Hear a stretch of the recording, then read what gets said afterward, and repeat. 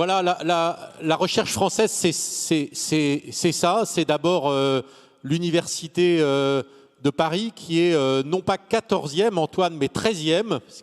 Ils ont gagné une place et je crois que c'est important. C'est la première université continentale.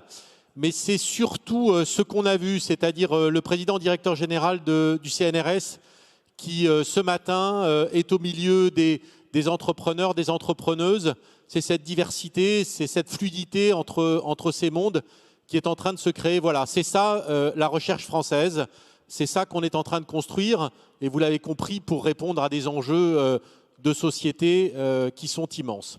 Pour cette avant-dernière séquence, je suis très heureux d'accueillir un entrepreneur aussi hors norme sur un sujet dont il va vous parler qui est là aussi bourré de sens, à la fois évidemment avec une technologie à la pointe de ce qui se fait au niveau mondial et aussi à la pointe évidemment des enjeux de santé. Et il va vous parler avec ses invités, là encore, de comment on peut être chercheur aujourd'hui et comment justement on crée autour de soi cet écosystème. Voilà, c'est parti.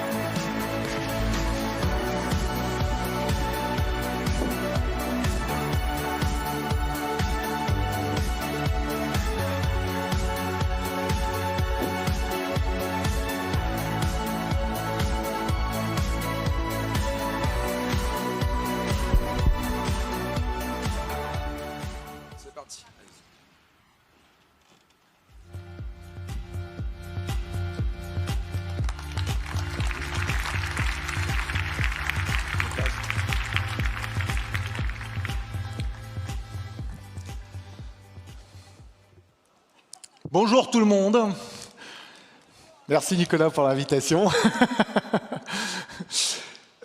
Écoutez, moi j'ai toujours une émotion quand je me retrouve face à une salle où on représente un jour l'avenir de notre pays. Et c'est vraiment fantastique parce que vous représentez l'avenir de notre pays. Vous, chercheurs, personne qui avait des idées, personne qui avait un moteur interne et qui voulait changer le monde, vous représentez l'avenir de ce pays. On ne va pas gagner sur une réduction des salaires, on ne va pas gagner sur ce que nous avons dans la terre, etc. On va gagner parce qu'on va mettre notre intelligence au service de demain. Et c'est ça, en fait, qui fait la différence. On est tous animés par une flamme. Cette flamme, c'est pouvoir apporter un monde meilleur. On se réveille tous le matin. Je pense que chacun qui est autour de nous ici, vous, nous, le panel qui est là, on a envie d'amener un monde meilleur pour les gens dans le futur. Et on est un peu, j'ai adoré dans les présentations qu'il y avait avant, on est de grands enfants. Alors, évidemment, la personne qui présentait a dit si on était adulte, on ne ferait pas ça. Mais heureusement qu'on n'est pas adulte. Heureusement que vous n'êtes pas des adultes. Ne soyez pas adultes, soyez des enfants et gardez vos yeux toujours de personnes un tout petit peu inconscientes, parce que c'est ça qui fait les meilleurs entrepreneurs, les gens un peu fous. Donc moi, ce que je voudrais en fait essayer de vous transmettre dans cette séance-là, c'est une sorte de transmission de libérez-vous, soyez fous, lancez-vous, parce que quand les gens vont s'être autour de vous, ils vont vous donner des clés d'un côté, et d'autre côté, la plupart des gens vont vous dire c'est impossible. C'est impossible, ne fais pas ça, ça va être difficile, etc. Et si vous-même n'avez pas une grande ambition, une grande envie en fait, de pouvoir vous projeter dans le futur, vous n'allez pas y arriver. Moi, j'ai monté une société de biotechnologie il y a un certain nombre d'années, Évidemment, la première fois que j'avais présenté ça, donc j'avais présenté ça à des professeurs et chercheurs avec lesquels on avait travaillé ensemble, et qu'est-ce qu'ils m'ont dit? Ils m'ont dit, André, laisse tomber, tu vas jamais y arriver, ça va pas être possible, c'est n'importe quoi, etc. Ça, c'est un moteur, ça va vous être présenté, donc je pense que chacun de nous, on a eu ça. Et aujourd'hui, toujours, des années plus tard, à chaque fois que je démarre une nouvelle phase dans le développement de la société, je ne me rends absolument pas compte de la difficulté. Vous n'avez pas envie de connaître les difficultés, vous les connaîtrez. Et c'est ce qui donne en fait l'envie de faire ça. C'est difficile comme métier, sinon on ne le ferait pas. Mais aussi, ça apporte des joies permanentes, des difficultés, mais aussi énormément d'énergie. En fait, le principal moteur que vous allez écouter aujourd'hui, parmi chacun de nous, ce principal moteur-là, il vient essentiellement de notre motivation et de notre capacité à nous projeter. C'est l'incarnation dans chacun de nous de la société que l'on est en train de représenter, et même de la société en général. Pourquoi on incarne dans notre personne quelque chose? C'est la vision que vous transmettez. Jamais, au grand jamais, ne vous laissez influencer par le fait « ouais, t'es un petit chercheur, laisse tomber, laisse faire les pros, le gars qui arrive costard-cravate avec les trucs, les grosses lunettes, ouais, l'argent c'est sérieux, etc. » L'argent, c'est quelque chose de sérieux, je suis d'accord, c'est quelque chose qu'il faut dépenser, il faut qu'il soit rare, on me l'a dit ça une fois, mais il faut qu'il soit là d'une certaine manière. Mais ce qui manque, ce qui est dur, pas les idées non plus, parce que des idées, il y en a plein. C'est en fait une personne qui peut projeter et incarner l'idée qu'elle a dans un futur extrêmement puissant. C'est ça, le fondamental de ce que vous représentez dans le futur. Et c'est ça, votre avenir et notre avenir à nous. Et ça, c'est un truc lequel il faut en permanence garder dans sa tête. C'est ça, en fait, notre driver, au bout du compte. Les voies que l'on a autour, l'aide que l'on a autour, ça change, c'est différent. Une des particularités par rapport au statut de chercheur, qui va être décrit aussi par rapport au statut d'entrepreneur, c'est le collectif. On est dans une entreprise, on appelle ça souvent une société. C'est quoi le nom de ta société? C'est une société de personnes. On peut réaliser des choses avec des personnes, avec plusieurs personnes ensemble. C'est tout le changement par rapport à un travail à la paillasse, un travail dans un centre du CNRS, où on a un travail passionnant. Moi, j'avais adoré mes années de recherche. Au moment où on se retrouve dans un collectif et finalement, on ne recrute que des gens qui seront meilleurs que soi. Parce qu'on n'est pas en train de travailler avec des gens dans une société, des gens à qui on va dire quoi faire, mais c'est essentiellement avec des personnes qui vont vous dire quoi faire. Et ce type de choses, c'est l'incarnation que l'on donne au projet, c'est nous-mêmes. Mais finalement, les personnes qui vont venir nous aider sont des personnes qui sont meilleures que nous et qui vont transformer finalement cette société en quelque chose de différent. Et c'est ce social. Au bout du compte, rappelez-vous d'une chose, dans la plupart des boîtes, au début, c'est les gens qui font les choses. Je discutais avec le directeur du CNRS juste avant, qui faisait la présentation, Antoine, qui est ici, qui me disait « je reviens de Dubaï, en fait ». Et c'est amusant, les Américains, ils présentaient en fait leurs recherches et leurs sciences et leur société par l'incarnation dans des personnes. C'est les Steve Jobs, les Elon Musk, etc. Et en fait, au début, c'est toujours les gens. Et enfin, au bout du compte, ce qui reste peut-être, c'est les produits. Plus personne peut-être se rappelle de ce qui a généré telle voiture, etc. Mais les gens, c'est en fait l'incarnation d'une société, c'est vous. Maintenant, Isa, je vais te passer la parole et tu vas nous donner un peu de rêve. Bonjour à tous.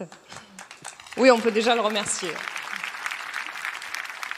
Bonjour à tous, je m'appelle Isa Marfizi, je suis chercheuse en informatique et j'ai un poste de maître de conférence à l'Université du Mans. Je suis aussi depuis quelques jours lauréate du programme Étoile montante des Pays de la Loire. Alors bon, je tenais à le préciser. Merci. Alors du coup, moi je travaille sur plusieurs projets de recherche. Je mène des projets de recherche en parallèle sur les serious games et les interfaces, les interactions innovantes pour l'apprentissage. Alors concrètement, ce que ça veut dire, c'est que je travaille avec des enseignants et j'essaye de répondre à leurs problématiques concrètes. Donc pour vous donner quelques exemples, je travaille par exemple sur une application de réalité mixte pour l'apprentissage des fractions au collège. Je travaille aussi sur des applications en réalité virtuelle, donc avec un casque de réalité virtuelle, notamment un simulateur d'entretien qui pourrait par exemple servir comment ça s'appelle, aux médecins, pour faire des formations professionnelles pour les médecins, pour les aider à faire des annonces de diagnostics difficiles. Donc vous voyez, je travaille vraiment avec des enseignants et des formateurs de tous les domaines, et vraiment de la primaire jusqu'à la formation professionnelle, ce qui est vraiment très enrichissant. Alors moi justement, ce qui me plaît beaucoup dans la recherche, c'est de travailler sur le terrain, d'aller voir des vrais enseignants, des élèves, et de travailler avec eux sur leurs problématiques. Alors c'est un défi, puisque c'est compliqué, il faut comprendre le contexte, il faut comprendre les problématiques, et surtout, il faut bien comprendre les verrous pédagogiques qui sont inhérents à chaque domaine et à chaque matière. Et ça, c'est assez complexe, mais c'est très enrichissant, parce que j'apprends des nouvelles choses tous les jours. Alors, une fois qu'on a bien compris ce qui posait problème, on peut proposer des prototypes, donc on va développer des applications informatiques. Et ce qui est intéressant, c'est que, en développant, on va utiliser de l'informatique, mais on va aussi toucher un petit peu à tout, notamment vu que je travaille sur les interactions innovantes, on va des fois faire de l'électronique, on va aussi faire du design d'interaction, ce qu'on appelle le User Experience Design. Et puis, vu que je fais des serious games, je vais aussi m'intéresser à tout ce qui est interaction, tout ce qui est médias visuels et sonores qu'on utilise pour les jeux. Et donc, du coup, c'est super intéressant puisque je vois un petit peu tous les domaines. Alors, en plus que ça soit intéressant, que le processus de création il soit intéressant, mais une fois qu'on a fini, ça prend quelques années, mais au bout de quelques années, plusieurs itérations, des prototypes, on arrive à un résultat, et c'est là où, quand on va en classe et qu'on voit le résultat et qu'on voit que ça se passe bien, qu'on voit que les enfants s'amusent, qu'on voit que les profs s'amusent, c'est là où ça apporte une satisfaction inouïe. Enfin, en tout cas, c'est là où je me dis que j'ai vraiment servi à quelque chose et que tout ça valait le coup. Donc voilà, c'est ça qui vraiment, ce que je voulais vous faire passer, c'était le fait que j'avais l'impression de servir à quelque chose en faisant de la recherche. Et en plus, ce qui est intéressant, c'est que, alors, je ne sauve pas des vies, soyons clairs. En fait, ce que je fais, c'est que j'apporte ma petite pierre à l'édifice. Et si j'arrive à sauver la motivation des enseignants et que j'arrive à faire en sorte que certains enfants aiment les maths alors qu'ils n'aimaient pas ça avant, déjà c'est pour moi une très grande satisfaction, donc c'est très bien. Alors en plus de servir du coup immédiatement avec les produits que je fais, je publie des articles scientifiques dans des conférences, dans des revues, et donc j'ai aussi l'impression de servir à construire la connaissance de façon générale. D'ailleurs, pour faire mes projets, je m'appuie sur les travaux de tous mes collègues dans le monde entier. Et c'est vraiment cette vision interdisciplinaire, mondiale, intergénérationnelle aussi, qui me semble intéressant, puisqu'on s'appuie aussi sur des articles qui ont été écrits il y a des années et des années.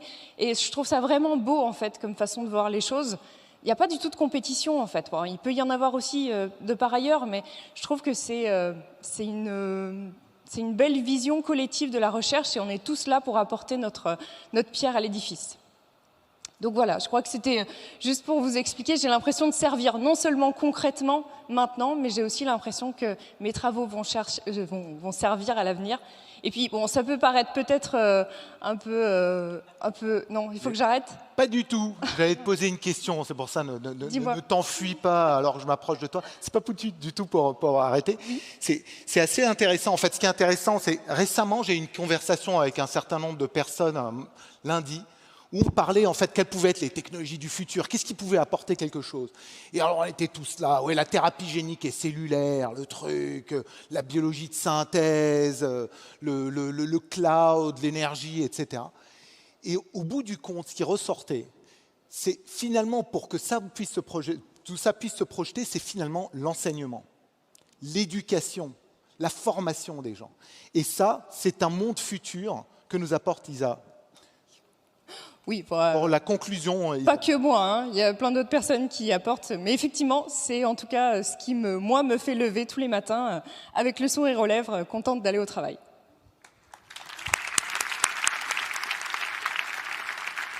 Benjamin Gonzalez, donc donner la suite. En fait, l'enseignement du chercheur qui devient entrepreneur avec une grande expérience dans ce domaine-là. Merci André. Bon, je m'appelle Benjamin Gonzalez. Je suis un des plus vieux avec toi d'ailleurs, je crois, là sur le plateau, puisque j'ai créé l'entreprise que je dirige il y a 22 ans, comme la tienne d'ailleurs, en biotechnologie. Alors l'entrepreneuriat, pour moi, c'est d'abord une idée, c'est d'abord des rencontres, c'est d'abord de l'observation pour appliquer l'idée, et c'est aussi le passage à l'acte, donc une prise de risque. Et donc mon entreprise, c'est une entreprise de biotechnologie appliquée à la chimie. Contrairement à beaucoup de témoignages, je vous mentirais si je vous disais qu'en 4e, en 3e ou en terminale, je rêvais d'être entrepreneur, et encore moins en biotechnologie. S'il y avait une science que j'avais horreur, c'était la bio, qui pour moi était une science molle. Alors mon objectif premier, c'était d'intégrer la grosse industrie après mon ingénierat. Et là, j'ai fait une première rencontre qui m'a fait prendre mon premier risque. C'est ma partenaire de l'époque, qui est devenue ma femme, et qui, elle, était en bio. Alors comme je l'aimais, j'ai fait de la bio. Premier risque aussi que j'ai pris. Et là, au cours de mon ingénierat, mon stage, où j'étais en bio, j'ai fait une rencontre vraiment extraordinaire. J'ai fait la rencontre d'une personne qui est devenue mon mentor, qui s'appelait Michel Renaud, peut-être certains, les plus vieux, l'ont connu. Et cette personne avait quitté le groupe Lafarge-Copé, où il dirigeait la recherche, et il avait une mission particulière qui était de mettre en place une politique de valorisation de la recherche par la création d'entreprises. Ça, c'était en 1999.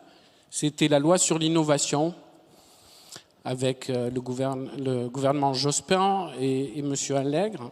Et donc moi, j'ai baigné là-dedans et il m'a proposé, et c'était incroyable le premier entretien, parce qu'il proposait un stage en bioinformatique et je partais de la bio et je retrouvais des mathématiques, etc. Et cette personne, au cours de l'entretien, m'a dit « Écoutez, c'est simple, je veux un étudiant qui va faire un doctorat. Au cours de ce doctorat, il va faire plusieurs laboratoires. Il va transférer des technologies vers une zone d'accueil temporaire d'entreprise. Moi, je vais m'occuper de mettre des fonds de capital risque et je veux que cet étudiant crée une entreprise. Ça t'intéresse ?» Et là, j'ai dû réfléchir, mais pas très longtemps en fait. Donc j'ai dit oui. Et le passage à l'acte, c'est dès qu'on en parlait, et c'était très juste, dès qu'on en parle, mais non, t'es fou, t'as un diplôme, tu peux le valoriser autrement, créer une entreprise, c'est pas possible, et c'est quoi que tu vas faire? Alors quand j'expliquais ce qu'on allait faire, c'était incompréhensible par 90% des gens, parce que je l'expliquais comme un chercheur et pas comme un communicant non plus. Et j'ai dit oui, parce que l'analyse de risque, pour moi, elle était vite faite. Qu'est-ce qu'on a à perdre à créer sa propre entreprise?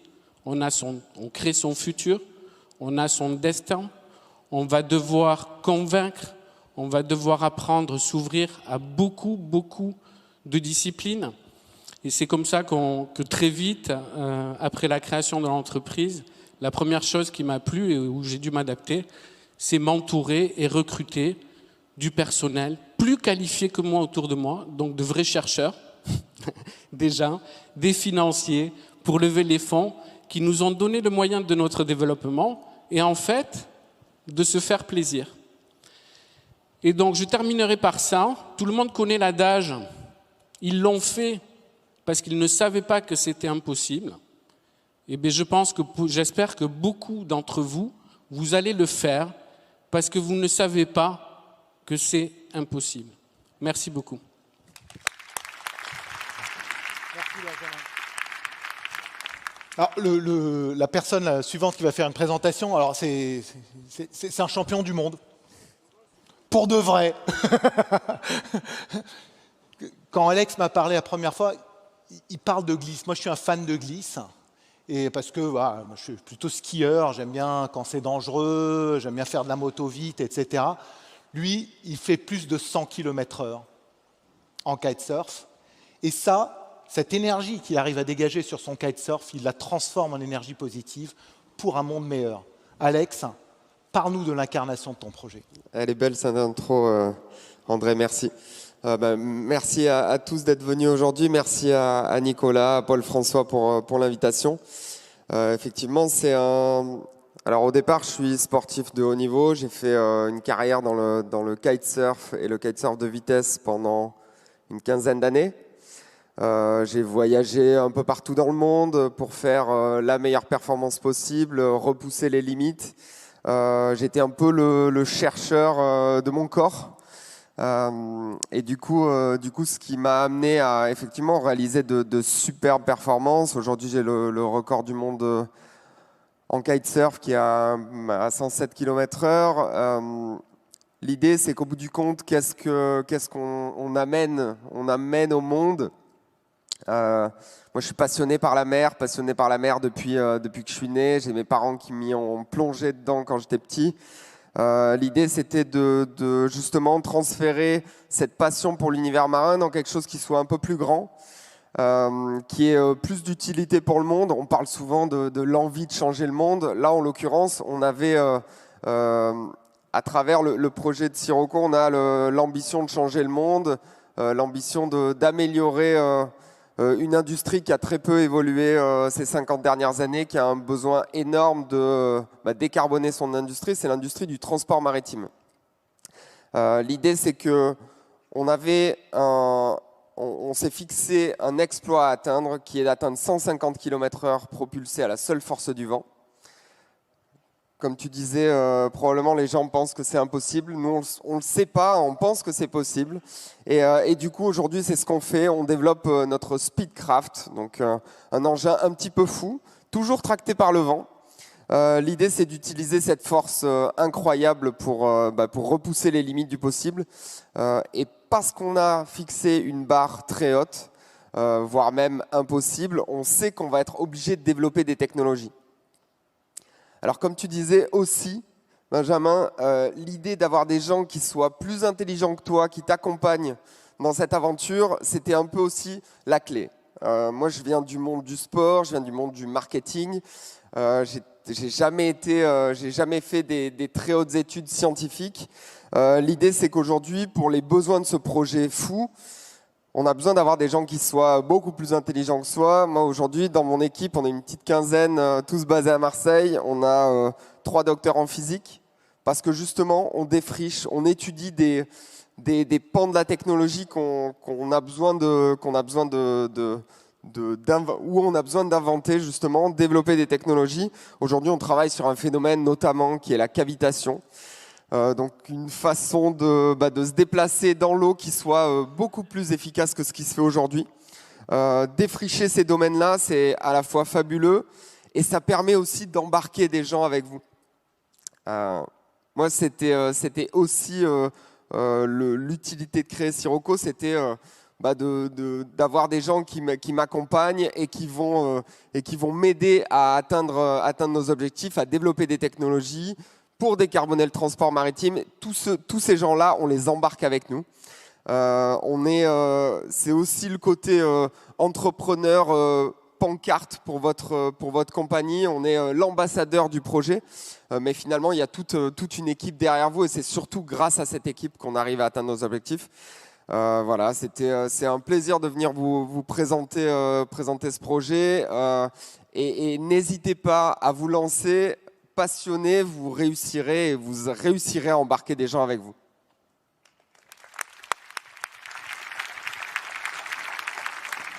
Je vous vois tous. Il vous a fait rêver. 150 km/h à la force du vent, le transport maritime qui change. Ça vous fait rêver. En fait, c'est ça le fondamental. Maintenant, on va passer dans un côté Star Wars. Parce qu'on a tous besoin d'énergie, en fait. Et il y a beaucoup de négativité. Et Cécile, qui a une entreprise absolument fabuleuse.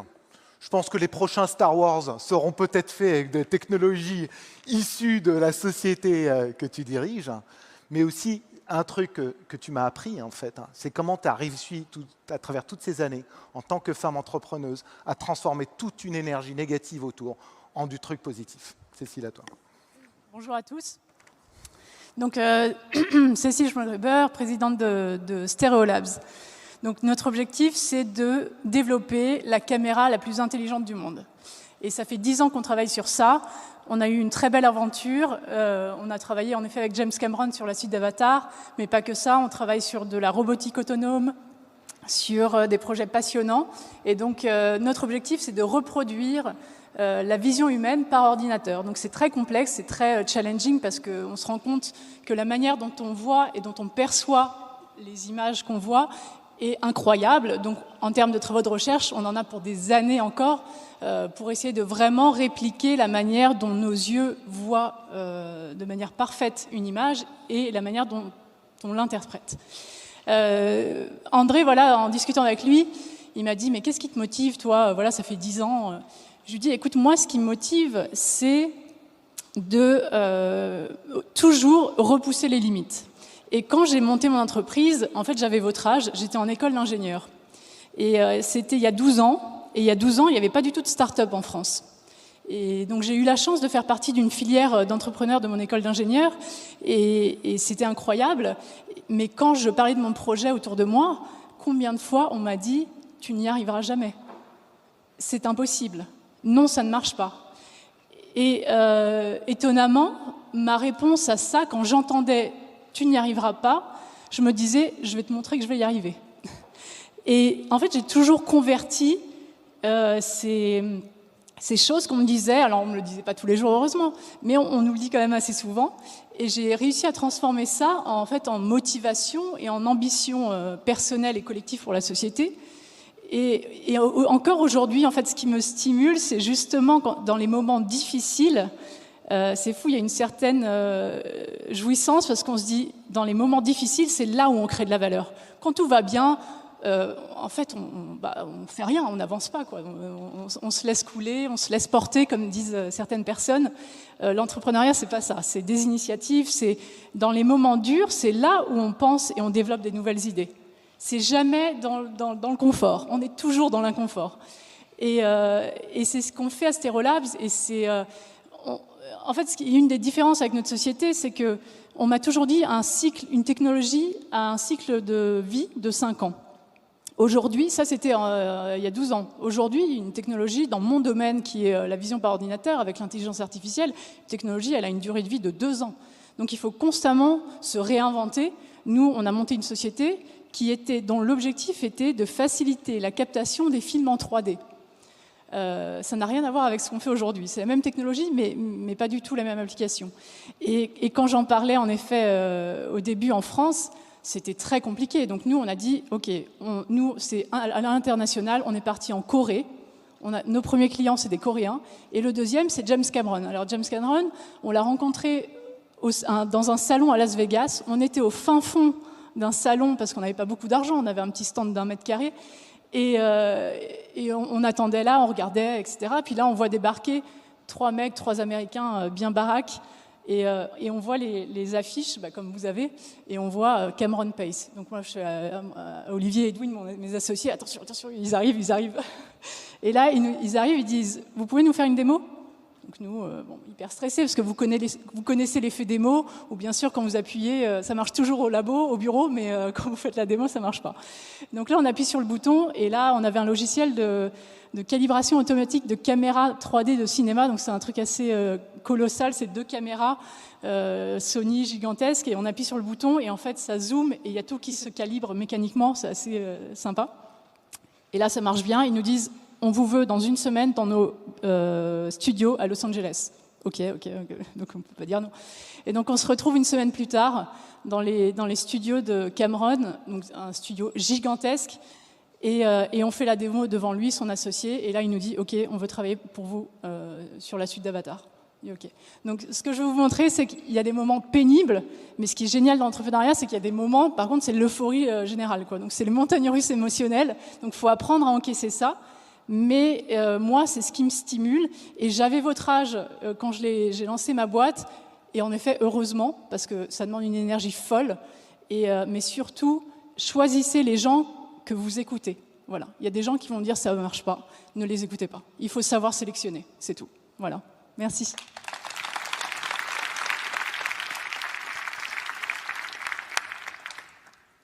Merci Cécile de nous donner de l'énergie et nous faire rêver aussi. Hein. Vous allez rêver bientôt avec ce qui sort. Maintenant, je parlais avant en fait hein, des futurs, de notre futur, des nouvelles technologies qui vont incarner ça, le quantique. Le quantique, hein, c'est quelque chose hein, qui reste quand même très mystérieux, mais qui va complètement transformer le monde de l'informatique. Donc Benjamin, je vais... Pierre, pardon, Benjamin derrière. Pierre, deux jumeaux qui ont monté une société qui représente quelque chose d'incroyable. Bonjour à tous et merci beaucoup pour l'invitation. On voulait vous parler de la société qu'on a fondée, Mathieu et moi, qui s'appelle C12 Quantum Electronics. Et on développe des ordinateurs quantiques fiables. Les ordinateurs quantiques, ils vont permettre de résoudre les problèmes les plus complexes des industriels, ceux qui sont justement hors de portée, même des plus gros supercalculateurs. Et pour vous donner une image, pour essayer de sentir à quel point ces ordinateurs quantiques vont pouvoir transformer la manière dont l'information est traitée. Un processeur quantique qui tient dans la paume de ma main en quelques secondes et réalise le même calcul qui aurait pris des dizaines d'années sur des milliers de processeurs classiques. Et donc cette capacité à accélérer, ça va vraiment changer nos vies, ça va effectivement avoir des impacts sur la santé et sur la manière dont on cherche et on développe des nouveaux médicaments. Ça va avoir des impacts aussi sur la gestion de nos ressources, en permettant de résoudre des problèmes assez complexes d'optimisation. Et puis, ça aura aussi des impacts sur notre manière dont on lutte contre le réchauffement climatique pour nous aider à inventer la chimie de demain. Peut-être quelques mots sur notre technologie. Est-ce qu'on vous demande, est-ce qu'on vous dit souvent c'est impossible ce que vous faites, ça ne va pas marcher, etc. Combien de fois par jour on vous dit ça? Oui, je pense qu'on nous le dit et surtout qu'on a une approche qui est très originale. On a vraiment finalement redesigné la manière dont on développe ces ordinateurs quantiques et justement Mathieu peut en dire quelques mots. Oui, donc nous on veut construire un ordinateur quantique. Et c'est une idée qui s'est concrétisée. Enfin, j'ai envie de reprendre l'idée d'Étienne Klein sur l'idée simple. Et c'est vrai que finalement, c'est ça, c'est une idée simple qui s'est concrétisée pendant ma thèse. Bon, une idée un peu obsédante aussi, qui est d'utiliser le matériau le plus pur possible pour pouvoir réaliser cette chose qui paraît impossible. Et donc, du coup, nous, on a choisi le carbone, et notamment les nanotubes de carbone, qui est sous sa forme la plus pure possible. Et donc, c'est vraiment la vision qu'on veut poursuivre pour cette industrie, parce qu'aujourd'hui, c'est vrai qu'il y a beaucoup de difficultés, et il va y avoir beaucoup de difficultés, on les anticipe pas forcément toutes, mais la vision est là, et surtout, je pense qu'elle va nous permettre de nous différencier énormément par rapport aux concurrents.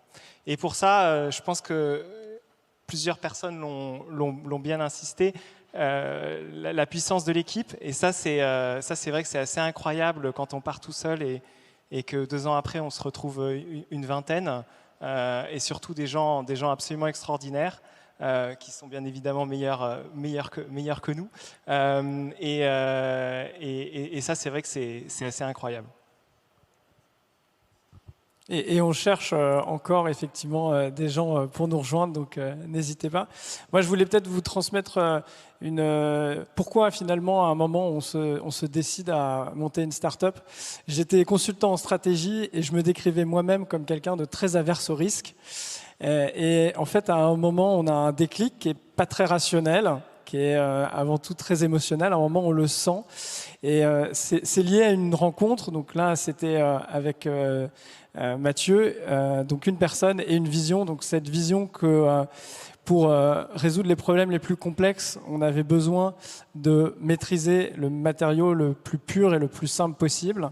Et puis une personne parce que effectivement, quand on trouve un cofondateur avec qui on a une entière confiance et qu'on sait aussi que ce qu'on va pouvoir apporter à lui, ça va lui permettre d'aller plus loin et que lui va nous apporter aussi exactement ce qui nous manque.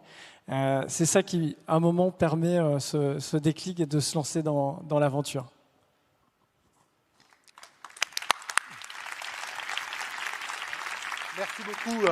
Merci beaucoup Pierre et Mathieu. Merci. C'est un projet qui nous fait rêver.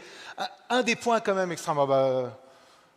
Paul-François. Non, un des points qui est extrêmement important. Moi, on me pose la question, on me dit c'est quoi la différence entre chercheurs, entrepreneurs, etc. Moi, à la base, j'ai fait de la recherche.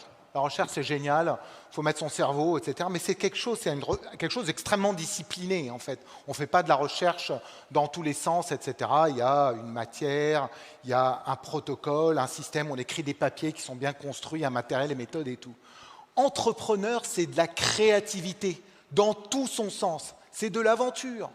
Aujourd'hui, traverser le pôle Nord à cloche-pied, etc., ça peut pas remonter sur le Mont Blanc, comme l'a fait Paul-François récemment, bravo, c'est super, moi j'ai mis mes chaussures de marche. C'est ce que j'ai vu. Ouais, mais ça fait partie de l'aventure. Mais la vraie aventure, la vraie créativité, c'est l'aventure entrepreneuriale, c'est aller explorer des endroits qui n'existent pas encore en mettant tout votre cerveau en place. Et donc voilà, allez-y, restez gamin et surtout, n'ayez pas peur, ne recherchez pas les difficultés, elles seront là. Merci André, merci à tous.